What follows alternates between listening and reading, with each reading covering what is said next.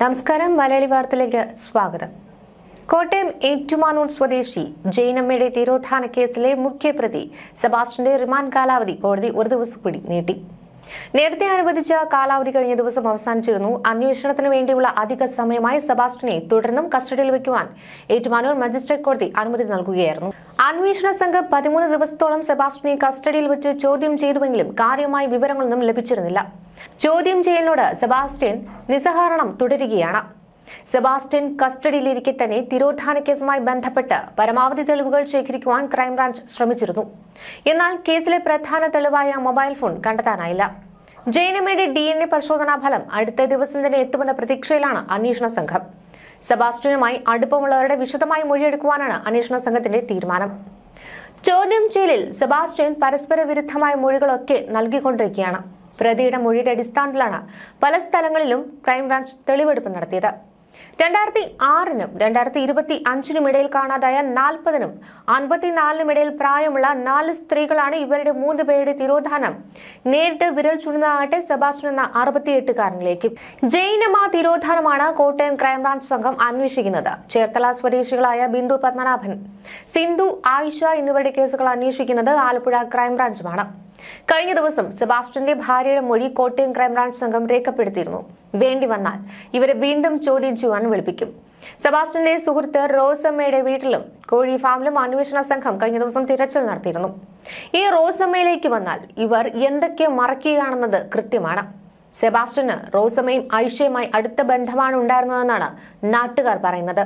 ആയിഷയും സെബാസ്റ്റ്യനുമായുള്ള ബന്ധത്തെ തുടർന്ന് റോസമ്മയുടെ ഇടപെടലോടുകൂടിയാണ് ആയിഷയെ കാണാതായതെന്നാണ് സംശയം. ഇതിന്റെ അടിസ്ഥാനത്തിലാണ് ക്രൈംബ്രാഞ്ച് സംഘം റോസമ്മയുടെ വീടിനോട് ചേർന്ന് നിർമ്മിച്ച കോഴി ഫാമിനുള്ളിൽ പരിശോധന നടത്തിയത്. ഇതിനുശേഷം അന്വേഷണ സംഘം ചോദ്യം ചെയ്തുവെങ്കിലും പരസ്പര വിരുദ്ധമായ മറുപടികളാണ് ഇവർ പോലീസിന് നൽകിയത്.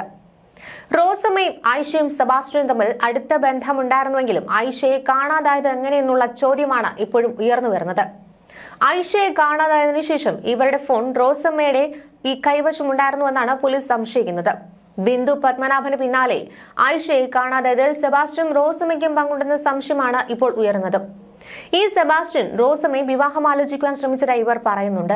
ആദ്യ ഭർത്താവിന്റെ മരണശേഷമാണ് റോസമ്മ ശാസ്താംകവല സ്വദേശിയായ അധ്യാപകനെ വിവാഹം ചെയ്തത്. ഇദ്ദേഹവും മരിച്ചതോടെ ഇവർ തനിച്ചാണ് താമസം. കേസ് അന്വേഷണം ഇനിയും വൈകിയിരുന്നേൽ ഇയാൾ തന്നെയും കൊല്ലുമായിരുന്നുവെന്നായിരുന്നു റോസമ്മ പറഞ്ഞത്. സെബാസ്റ്റ്യൻ റോസമ്മയുടെ അടുത്ത് വന്നു പോകുന്നതെല്ലാം നാട്ടുകാരൊക്കെ സ്ഥിരം കണ്ടിരുന്നതായി പറയുന്നുണ്ട്. ഈ റോസമ്മയുടെ 2 ഭർത്താക്കന്മാരും അറ്റാക്ക് വന്നാണ് മരിച്ചതെന്ന് ഇവർ പറയുന്നു. 2 ഭർത്താക്കന്മാരും ഒരേപോലെ അറ്റാക്ക് വന്ന് മരിക്കുന്നു. പിന്നെ സെബാസ്റ്റ്യൻ വിവാഹാഭ്യർത്ഥന നടത്തുന്നു. അതും രജിസ്റ്റർ മാരേജും മതി എന്ന് പറയുന്നു. റോസമ്മയുടെ സ്ഥലമിടപാടുമായി ബന്ധപ്പെട്ടാണ് ഈ സെബാസ്റ്റ്യനുമായി സൗഹൃദം ഉണ്ടാകുന്നത്. പിന്നീട് ഫോണിലൂടെ ഈ അടുപ്പം സൂക്ഷിച്ചിരുന്നു. ഭർത്താവിന്റെ മരണത്തോടെ ഒറ്റയ്ക്കാണ് കഴിയുന്നതെന്നാണ് റോസമ്മ പറയുന്നത്. എന്നാൽ റോസമ്മ ഒറ്റയ്ക്കായിരുന്നില്ലെന്നും സഹോദരിയുടെ മകൾ ഒപ്പമുണ്ടായിരുന്നതായും നാട്ടുകാർ പറയുന്നു. ആ പെൺകുട്ടിയോട് ചോദിച്ചാൽ പല സത്യങ്ങളും പുറത്തുവരുമെന്നാണ് നാട്ടുകാരുടെ വെളിപ്പെടുത്തൽ. കൂത്താട്ടുകുളത്തെ തറവാട്ടിൽ വെച്ചാണ് 2ാമത്തെ ഭർത്താവ് അറ്റാക്ക് വന്ന് മരിക്കുന്നത്. ആദ്യ ഭർത്താവിന്റെ സ്വത്തുക്കളെല്ലാം മക്കളില്ലാത്തതുകൊണ്ട് ആദ്യ ഭർത്താവിന്റെ ബന്ധുക്കൾക്കാണ് കൊടുത്തിരുന്നത്. 20 സെന്റ് സ്ഥലവും ഒരു വീടുമാണ് റോസമ്മയ്ക്ക് കിട്ടിയിരുന്നത്. 2ാമത്തെ ഭർത്താവിന്റെ മരണത്തോടെ അധ്യാപകന്റെ ആദ്യ ബന്ധത്തിലെ മക്കൾ വീട് പൂട്ടി റോസമ്മയെ ഇറക്കിയതായി ഇവർ ഒരു യൂട്യൂബ് ചാനൽ നൽകിയ അഭിമുഖത്തിൽ പറയുന്നുണ്ട്. അതിനുശേഷം ഇവർക്ക് കുറച്ച് സ്ഥലം നൽകിയെന്ന് പറയുന്നു. അതിനുശേഷമാണ് ഈ സെബാസ്റ്റ്യൻ സ്ഥലം വിൽക്കുവാനുള്ള നീക്കത്തിനിടെ കാണുന്നതെന്നും ഇവർ പറയുന്നു. ഇതിനുശേഷം ഫോണിലൂടെ വിവാഹാഭ്യർത്ഥന നടത്തി. പക്ഷേ നാട്ടുകാർ ഇത് നിഷേധിക്കുന്നുണ്ട്. ഇയാൾ സ്ഥിരം വന്നു പോകുന്നത് നാട്ടുകാർക്ക് കണ്ടതുകൊണ്ടാണ് ഇത്തരത്തിൽ ഇവർ ഒരു സ്റ്റേറ്റ്മെന്റ് പറഞ്ഞൊപ്പിച്ചത്. കോടതി മുഖാന്തിരവും അരമന മുഖാന്തിരവും വിവാഹമോചനം നേടിയിട്ടുണ്ടെന്നും പുള്ളിക്ക് കല്യാണത്തിന് തടസ്സമില്ലെന്നുമാണ് ഈ റോസമ്മയോട് പറഞ്ഞതായി ഇവർ പറയുന്നത്. രജിസ്റ്റർ വിവാഹം നടത്താമെന്നും സെബാസ്റ്റ്യൻ ഒരു തവണ പറഞ്ഞതായി ഈ റോസമ്മ പറയുന്നുണ്ട്. സെബാസ്റ്റ്യനെ കണ്ടാൽ ക്രൂരനാണെന്നൊന്നും തോന്നില്ലെന്നും റോസമ്മ പറയുന്നു. 36 വർഷം കൂടെ ജീവിച്ച മനുഷ്യൻ മരിച്ചു കഴിഞ്ഞ് 1 വർഷം പോലും തികയാതെയായിരുന്നു അധ്യാപകനുമായുള്ള 2ാം വിവാഹം. 2016-ൽ താൻ മേടിച്ച സ്ഥലം സെബാസ്റ്റ്യനും ആയിഷയും ചേർന്ന് തന്നെ അറിയിക്കാതെ JCB കൊണ്ടുവന്ന് തെളിച്ചു. തന്നെ അറിയിക്കാതെ എന്തെന്ന് ചോദിച്ചപ്പോൾ സ്ഥലം വാങ്ങുവാൻ ആരാണ്ട് വരുന്നുണ്ട് എന്ന് അറിഞ്ഞതുകൊണ്ടാണ് തെളിച്ചതെന്ന് ആയിഷ മറുപടി നൽകി. അത്യാവശ്യം ബ്രോക്കർ പണിയും സ്ഥലക്കച്ചവടം നടത്തുന്നയാളാണ് സെബാസ്റ്റ്യൻ എന്നാണ് ഇവർക്ക് അറിയാവുന്നത്. എന്നാൽ റോസമ്മയുടെ വാക്കുകളിലും തികഞ്ഞ അവ്യക്തത തുടരുന്നുണ്ട്. ഐഷയുമായി ഒരു ബന്ധവുമില്ല, വഴിയിൽ വെച്ച് കണ്ടിട്ടുണ്ട് എന്നാണ് റോസമ്മ പറയുന്നത്. ഐഷ അയൽപ്പക്കത്ത് താമസിക്കുന്ന ആളാണ്. വഴിയെ പോകുമ്പോൾ സംസാരിക്കുക മാത്രമാണ് ഉണ്ടായിരുന്നത്. ഐഷയെ കാണാതാകുന്ന സമയത്ത് താൻ പള്ളിയിലായിരുന്നുവെന്നും ഫോൺ കോളുകൾ വന്നിരുന്നുവെന്നും കോഴി ഫാം നിൽക്കുന്ന സ്ഥലം മണ്ണുമാന്തി യന്ത്രം ഉപയോഗിച്ച് വൃത്തിയാക്കിയത് സെബാസ്റ്റ്യനാണെന്നും പറയുന്നുണ്ട്.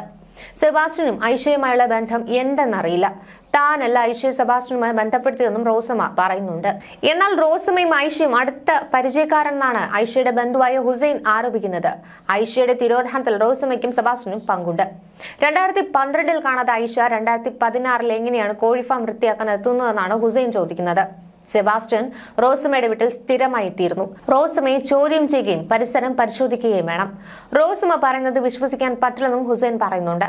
സെബാസ്റ്റ്യൻ റോസമ്മയുടെ വീട്ടിലെ സ്ഥിരം സന്ദർശകനായിരുന്നുവെന്നും ഐഷയെ ഭൂമി ഇടപാടുമായി ബന്ധപ്പെട്ട് സെബാസ്റ്റ്യന് പരിചയപ്പെടുത്തി കൊടുത്തത് റോസമ്മയാണെന്നും ഐഷയുടെ സഹോദരന്റെ മകൻ ഹുസൈൻ പറയുന്നു. പഞ്ചായത്ത് വകുപ്പിൽ ജീവനക്കാരിയായിരുന്ന ഐഷ വിരമിച്ച ശേഷം 2011 ചേർത്തല ശാസ്താംകല്ലിലെ സഹോദരന്റെ വീട്ടിലേക്ക് എത്തിയത്. ഇതിനുശേഷം 3 സെന്റ് സ്ഥലം വാങ്ങി തനിച്ചു താമസം തുടങ്ങി. ഭർത്താവ് നേരത്തെ മരിച്ചിരുന്നു. മക്കൾ വിവാഹത്തിനായി മറ്റൊരിടത്താണ് താമസം. റോസമ്മ വഴിയാണ് സ്ഥലം വാങ്ങിയത്. പിന്നീട് റോസമ്മയും ഐഷയും അടുപ്പത്തിലായി. അങ്ങനെയാണ് റോസമ്മയുടെ സുഹൃത്തായ സെബാസ്റ്റ്യനെ ഐഷ പരിചയപ്പെടുന്നത്. അധികം വൈകാതെ ഐഷയെ കാണാതായി. എന്നാൽ ഐഷയെ തനിക്ക് പരിചയപ്പെടുത്തിയത് സെബാസ്റ്റ്യനാണെന്നാണ് റോസമ്മ മാധ്യമങ്ങളോട് പറഞ്ഞത്. ഐഷയെ കാണാതായ വിവരം റോസമ്മ തങ്ങളെ അറിയിക്കുന്നത് 4 ദിവസങ്ങൾക്ക് ശേഷമായിരുന്നുവെന്നും ബന്ധുക്കൾ പറയുന്നുണ്ട്. സെബാസ്റ്റ്യനുമായി ഐഷയ്ക്കുണ്ടായിരുന്ന പരിചയം റോസമ്മ മറച്ചുവെച്ചതിനാൽ ഈ ദിശയിൽ അന്വേഷണം നടന്നില്ല. കാണാതാകുമ്പോൾ ഐഷയുടെ ഫോൺ സിഗ്നൽ പള്ളിപ്പുറത്തായിരുന്നുവെന്ന സൂചന ലഭിച്ചിരുന്നുവെങ്കിലും ഇതും പരിശോധിച്ചില്ലെന്നും ബന്ധുക്കൾ പറയുന്നു. 2012 മെയ് 13 ഐഷയെ കാണാതായതെന്നാണ് ബന്ധുക്കൾ ചേർത്തല പോലീസിൽ പരാതി നൽകിയത്. എന്നാൽ 2016 ഓഗസ്റ്റ് 15 ഐഷയും സെബാസ്റ്റ്യനും കൂടി തന്റെ വീടിന് സമീപത്ത് ഇപ്പോൾ കോഴി ഫാമിന്റെ ഷെഡുള്ള സ്ഥലം മണ്ണ് മാന്തി യന്ത്രം ഉപയോഗിച്ച് വൃത്തിയാക്കിയെന്നാണ് റോസമ്മ പറയുന്നത്. ഇക്കാര്യം പലതവണ മാധ്യമങ്ങളോട് റോസമ്മ ആവർത്തിക്കുന്നുണ്ട്. 2012 കാണാതായ ഐഷയെ എങ്ങനെയാണ് 2016 റോസമ്മ കണ്ടു എന്നതാണ് ബന്ധുക്കളുടെ ചോദ്യം. റോസമ്മയുടെ ഉടമസ്ഥതയിലുള്ള ഭൂമി ഐഷയ്ക്ക് വിൽപ്പന നടത്താമെന്ന് സെബാസ്റ്റ്യനും റോസമ്മയെ വാഗ്ദാനം നൽകിയിരുന്നുവെന്നും ഇതിനായി ഐഷ പണം സംഘടിപ്പിച്ചിരുന്നുവെന്നും ഇതിനുശേഷമാണ് ഇവരെ കാണാതായതെന്നും ആരോപണമുണ്ട്. കാണാതായ ശേഷവും ഐഷയുടെ ഫോണിൽ നിന്ന് തനിക്ക് കോളുകൾ വന്നിരുന്നതായാണ് റോസമ്മ പറയുന്നത്. കോൾ എടുക്കാത്തതിനാൽ വിളിച്ചത് സെബാസ്റ്റ്യനാണോ ഐഷയാണോ എന്ന് അറിയില്ല. ഐഷയുടെ തിരോധാനം അന്വേഷിക്കുന്ന ചേർത്തല പോലീസ് റോസമ്മയുടെ മൊഴിയെടുത്തിരുന്നു. ഇവരെ വീണ്ടും വിശദമായി ചോദ്യം ചെയ്യുവാനാണ് പോലീസിന്റെ തീരുമാനം. സെബാസ്റ്റ്യന്റെ വീട്ടുവളപ്പിലെ പരിശോധന കഴിഞ്ഞ് അപ്രതീക്ഷിതമായായിരുന്നു പോലീസ് സംഘം റോസമ്മയുടെ ശാസ്താംകല്ലിലെ വീട്ടിലെത്തിയത്. കോഴി ഫാം പ്രവർത്തിച്ചിരുന്ന ഷെഡിൽ പോലീസിനൊപ്പം ചെന്ന റോസമ്മ ഇടയ്ക്ക് വീട്ടിലേക്ക് മടങ്ങി.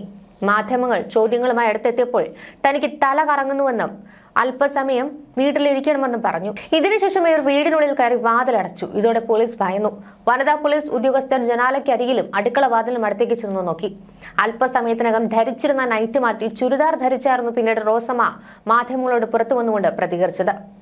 ഐഷയെ കാണാതായ ദിവസം പള്ളിപ്പുറം പള്ളിയിൽ പോയെന്നും ഐഷ തന്നെ പലതവണ വിളിച്ചിരുന്നുവെന്നും റോസമ്മ നേരത്തെ പ്രതികരിച്ചിരുന്നു. തിരിച്ചു വിളിച്ചുവെങ്കിലും എടുത്തില്ല.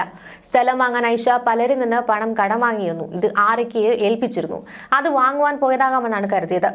എന്തോ അബദ്ധം പറ്റിയതാകാമെന്ന് താൻ പറഞ്ഞതെന്നാണ്. സെബാസ്റ്റ്യൻ ഫ്രോഡാണെന്ന് അറിഞ്ഞിരുന്നില്ലെന്നും റോസമ്മ പറയുന്നുണ്ട്.